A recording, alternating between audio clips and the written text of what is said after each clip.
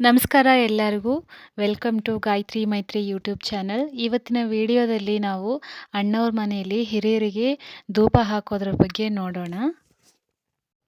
ಅಣ್ಣ ಅವ್ರ ಮನೆಯಲ್ಲಿ ದೊಡ್ಡಪ್ಪ ಮತ್ತು ದೊಡ್ಡಮ್ಮನಿಗೆ ಇಬ್ಬರಿಗೆ ಕೂಡ ಹಿರಿಯರಿಗೆ ಧೂಪ ಹಾಕ್ತಾ ಇದ್ದೀವಿ.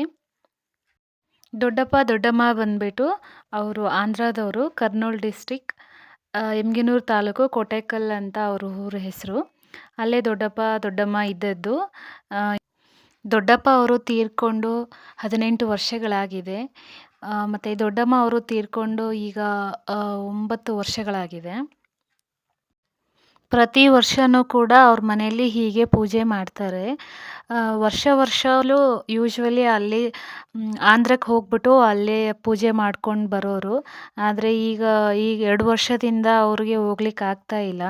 ಯಾಕಂದರೆ ಮಕ್ಕಳ ಸ್ಕೂಲು ರಜೆ ಎಲ್ಲ ಸಿಗಬೇಕು, ಮತ್ತು ಅಣ್ಣ ಅತ್ತಿಗೆಯವರ ಡ್ಯೂಟಿಯಲ್ಲಿ ರಜೆಗಳು ಸಿಗ್ತಾ ಇಲ್ಲ ಅಂಥೇಳಿ ಅವರು ಇಲ್ಲೇ ಹಬ್ಬನ ಮಾಡ್ಕೋತಾ ಇದ್ದಾರೆ.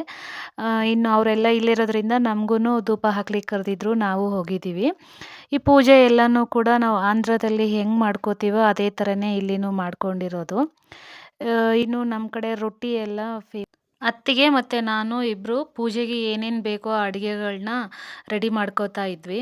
ಅಂದರೆ ಒಳಗಡೆ ಅತ್ತಿಗೆ ಎಲ್ಲನೂ ನಾನ್ ವೆಜ್ ಐಟಮ್ಸ್ ಎಲ್ಲನೂ ರೆಡಿ ಮಾಡ್ತಾಯಿದ್ರು. ಇನ್ನು ರೊಟ್ಟಿ ಮಾಡಬೇಕು. ನಮ್ಮ ಕಡೆ ಎಲ್ಲನೂ ರೊಟ್ಟಿ ಅಂತೂ ಕಂಪಲ್ಸರಿ ಮಾಡಿ ಈ ಧೂಪ ಹಾಕಲಿಕ್ಕೆ ಎಡೆಗೆ ಇಡ್ತಾರೆ. ನಾನು ಮಾಡ್ತಾ ಇರೋದು ಇಲ್ಲಿ ಜೋಳದ ರೊಟ್ಟಿ ಮಾಡ್ತಾ ಇದ್ದೀನಿ. ಇನ್ನು ಈ ಕಡೆ ಪೂಜೆಗೆ ಅಣ್ಣ ಅವರು ಎಲ್ಲನೂ ರೆಡಿ ಮಾಡ್ಕೋತಾ ಇದ್ದರು. ಅಂದರೆ ದೊಡ್ಡಪ್ಪ ದೊಡ್ಡಮ್ಮ ಅವರ ಫೋಟೋ ಒರೆಸ್ಕೊಂಡು, ಮತ್ತು ಫಸ್ಟ್ ಪೀಠ ಹಾಕಿಬಿಟ್ಟು ಪೀಠಕ್ಕೆ ಅರಿಶಿನ ಎಲ್ಲ ಹಚ್ಕೊಂಡು ರಂಗೋಲಿ ಬಿಡಿಸ್ಕೊಂಡು ಅದಾದಮೇಲೆ ಫೋಟೋ ಇಟ್ಟು ಹಾರ ಹಾಕಿ ಎಲ್ಲ ರೆಡಿ ಮಾಡ್ಕೋತಾ ಇದ್ದರು. ಇನ್ನು ನಾವು ಅಣ್ಣವ್ರ ಊರಲ್ಲಿ ಈ ಹಿರಿಯರಿಗೆ ಧೂಪ ಹಾಕೋದು ಎಲ್ಲರೂ ಒಟ್ಟಿಗೆ ಒಂದೇ ಸಲ ಒಂದೇ ದಿನದಲ್ಲಿ ಊರಿನ ಜನ ಎಲ್ಲ ಸೇರಿಕೊಂಡು ಮಾಡ್ತಾರೆ. ಸ್ಮಶಾನಕ್ಕೆ ಹೋಗಿ ಅವರ ಸಮಾಧಿಗೆ ಮಣ್ಣು ಹಾಕಿ ಸಾರಿಸ್ಬಿಟ್ಟು ರಂಗೋಲಿ ಬಿಡಿಸಿ ಹೂ ಎಲ್ಲ ಹಾಕಿ ಮನೆಯಲ್ಲಿ ಏನೆಲ್ಲ ಅಡುಗೆ ಮಾಡಿರ್ತೀವೋ ಎಲ್ಲ ಅಡುಗೆ ದಿನಸಿ ತಿಂಡಿಗಳನ್ನು ತೊಗೊಂಡೋಗಿ ಇಟ್ಟು ಪೂಜೆ ಮಾಡಿಕೊಂಡು ಅದಾದಮೇಲೆ ಮನೆಗೆ ಬರ್ತಾರೆ. ಮನೆಗೆ ಬಂದುಬಿಟ್ಟು ಮನೆಯಲ್ಲಿ ಕೂಡ ಪೂಜೆನ ಶುರು ಮಾಡ್ತಾರೆ.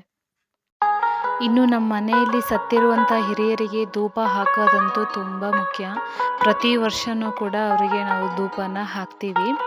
ಸತ್ತ ಮೇಲೆ 2 ತಿಥಿ ಕಾರ್ಯಗಳನ್ನು ಮಾಡ್ತೀವಿ.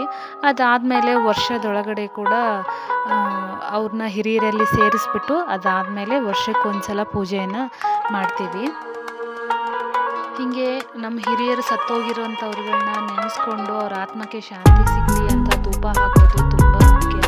ನಮಗೆ ಯಾವುದೇ ರೀತಿ ಪಿತೃದೋಷಗಳಿದ್ರೂ ಕೂಡ ಯಾವುದೇ ಕಾರ್ಯಗಳಿಗೆ ಅಡ್ಡಿ ಆಟಂಕ ಆಗದೇ ಇರೋ ಥರ ನಾವು ಅಂದ್ಕೊಂಡಿರೋ ಕಾರ್ಯಗಳನ್ನ ನೆರವೇರಿಸ್ಕೊಂಡು ಹೋಗಬೇಕು ಅಂತಂದರೆ ಹಿರಿಯರಿಗೆ ಧೂಪನ ಕಂಪಲ್ಸರಿ ನಾವು ಹಾಕಲೇಬೇಕು. ನಾವು ಏನೇ ಕೆಲಸ ಮಾಡೋಕ್ಕೆ ಮೊದಲು ಫಸ್ಟು ನಮ್ಮ ಮನೆ ದೇವರಿಗೆ ನಾವು ಪೂಜೆ ಮಾಡ್ತೀವಿ. ಅದು ಎಷ್ಟು ಶ್ರೇಷ್ಠ. ಹಾಗೆ ಈ ಒಂದು ಹಿರಿಯರಿಗೆ ಕೂಡ ನಾವು ಪೂಜೆ ಮಾಡ್ಕೊಳ್ಳೋದು ಕೂಡ ತುಂಬ ಮುಖ್ಯ ಆಗುತ್ತೆ ಅಂತ ಅಮ್ಮ ಹೇಳ್ತಾರೆ. ಹಾಗಾಗಿ ನಾವು ನಮ್ಮ ಮನೆಯಲ್ಲಿ ಯಾರೇ ತೀರ್ಕೊಂಡಿದ್ರೂ ಕೂಡ ಅವ್ರ ಹೆಸರು ಹೇಳಿ ಅವರಿಗೆ ನಾವು ವರ್ಷಕ್ಕೆ ಒಂದ್ಸಲ ಧೂಪನ ಹಾಕ್ತೀವಿ. ಇದರಿಂದ ನಮಗೆ ಯಾವುದೇ ರೀತಿ ಪಿತೃಗಳ ದೋಷ ಇದ್ದರೂ ಕೂಡ ನೆರವೇರುತ್ತೆ ಅಂತ ನಂಬ್ತೀವಿ. ಇನ್ನು ಅಣ್ಣವರು ಪೂಜೆಗೆ ಏನೇನು ಬೇಕೋ ಎಲ್ಲನೂ ಕೂಡ ರೆಡಿ ಮಾಡ್ಕೋತಾ ಇದ್ದಾರೆ. ಈ ಕಡೆ ನಾನು ರೊಟ್ಟಿ ಮಾಡ್ತಾ ಇದ್ದೀನಿ. ಪಾಪು ಅಂತ ರೊಟ್ಟಿ ಮಾಡುವಾಗ ತುಂಬಾ ಡಿಸ್ಟರ್ಬ್ ಮಾಡ್ತಾ ಇದ್ಲು. ಹಾಗೆ ಅವಳನ್ನ ಹಿಡ್ಕೊಂಡು ಸಂಭಾಳಿಸ್ಕೊಂಡು ಪೂಜೆಗೆ ಏನೇನು ಬೇಕೋ ಎಲ್ಲನೂ ಕೂಡ ರೆಡಿ ಮಾಡ್ಕೊತಾ ಇದ್ದೀನಿ.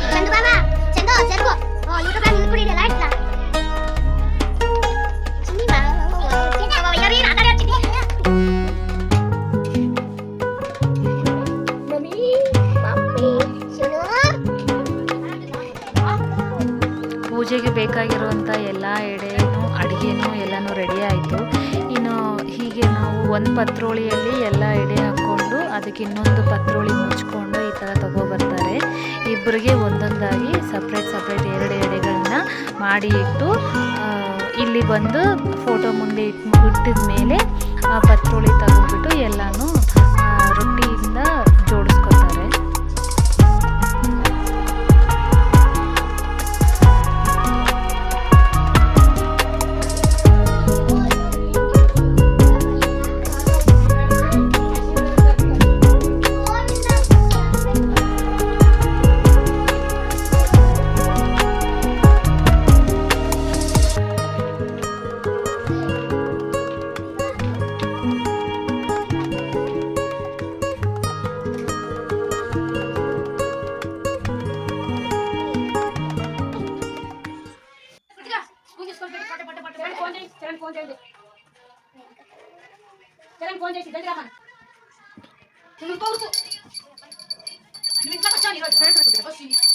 వెంకటరమణ గోవింద రామచంద్రప్ప గోవింద రంగమ్మ గోవింద వెంకటరమణ స్వామి గోవింద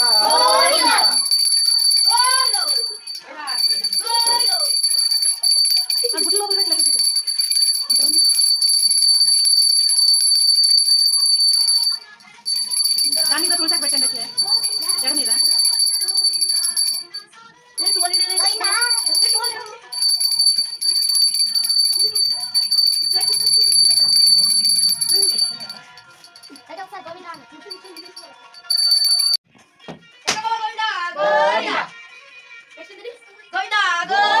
వెంకటరమణ గోవింద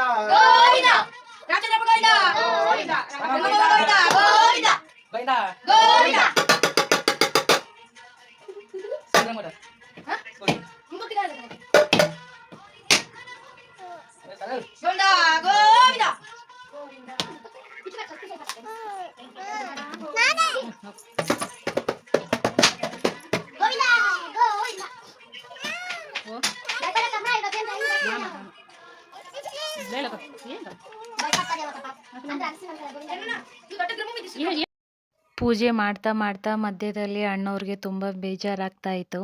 ಯಾಕಂದರೆ ಅವ್ರು ಚಿಕ್ಕ ವಯಸ್ಸಲ್ಲೇ ಅವರು ಅಪ್ಪ ಅಮ್ಮನ್ನ ಕಳ್ಕೊಂಬಿಟ್ರು.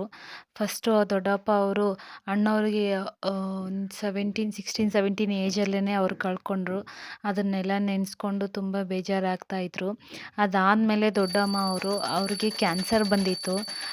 ಆ ಟೈಮಲ್ಲಿ ತುಂಬ ಕಷ್ಟಪಟ್ಟು ಅಣ್ಣವರು ಹಾಸ್ಪಿಟ್ಲಿಗೆಲ್ಲ ತೋರಿಸಿದ್ರು. ಆದ್ರೂ ಅವರು ಉಳ್ಕೊಳ್ಳಿಲ್ಲ. ಕೆಲವು ವರ್ಷಗಳ ಕಾಲ ಇದ್ದು ಅದಾದಮೇಲೆ ಅವರು ತೀರ್ಕೊಂಡ್ರು. ಅದರಿಂದ ಅಣ್ಣವ್ರಿಗೆ ತುಂಬ ಬೇಜಾರು. ನಮಗೆ ಹಿರಿಯರು ಇಲ್ವಲ್ಲ ಅನ್ನೋ ಒಂದು ತುಂಬ ಬೇಜಾರು ಮಾಡಿಕೊಂಡು ಅವ್ರನ್ನ ನೆನೆಸ್ಕೊಂಡು ಪೂಜೆ ಎಲ್ಲ ಮುಗಿಯೋ ಸಮಯದಲ್ಲಿ ಅವರು ಅಳ್ತಾಯಿದ್ರು. ಅದನ್ನ ನೆನೆಸ್ಕೊಂಡು ನಮಗೂ ಬೇಜಾರಾಯಿತು. ಪ್ರತಿಯೊಬ್ಬರಿಗೂ ಯಾರಿಗೇ ಆದ್ರೂ ಕೂಡ ಅಪ್ಪ ಅಮ್ಮ ಅನ್ನೋದು ತುಂಬ ಮುಖ್ಯ.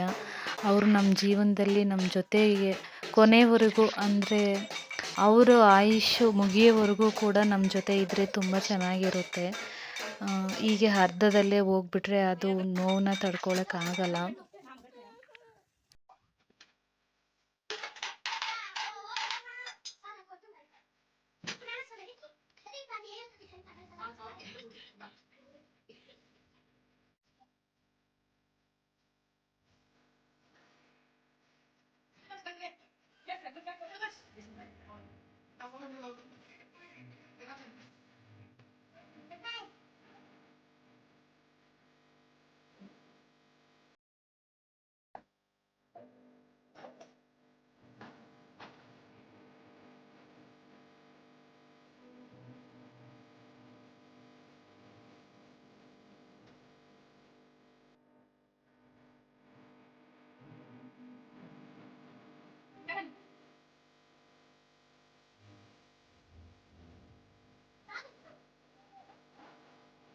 ಇನ್ನುಗೆ ಫಸ್ಟು ಅಣ್ಣವರು ಎಲ್ಲನೂ ಪೂಜೆ ಮುಗಿಸಿದ್ರು.